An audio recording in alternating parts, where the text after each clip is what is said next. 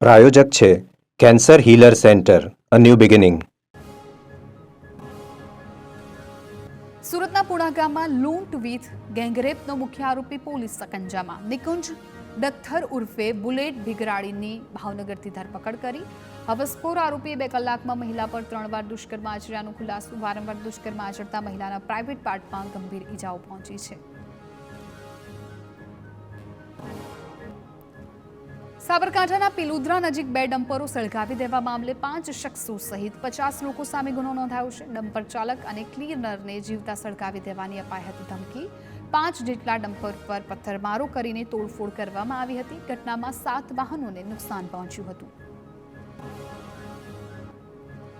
દાહોદના કંબોઈ નજીક hit and રનના કેસનો આરોપી સકંજામાં. પોલીસની 8 ટીમો 130થી વધુ સીસીટીવી ચેક કરી આરોપીને ઝડપી પાડ્યો. જૈન સાધ્વી અને શ્રાવકને વાહન ચાલકે અડફેટે લીધા હતા. કારને જપ્ત કરી કાર ચાલક વિરુદ્ધ કાયદેસરની કાર્યવાહી હાથ ધરી.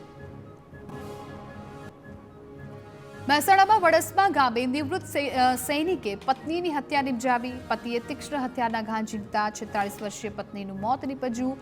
હત્યા બાદ આરોપી ઘટના સ્થળથી ભાગી છૂટ્યો. જોકે પોલીસે ગણતરીની કલાકોમાં જ આરોપીને ઝડપી જેલ હવાલે કર્યો.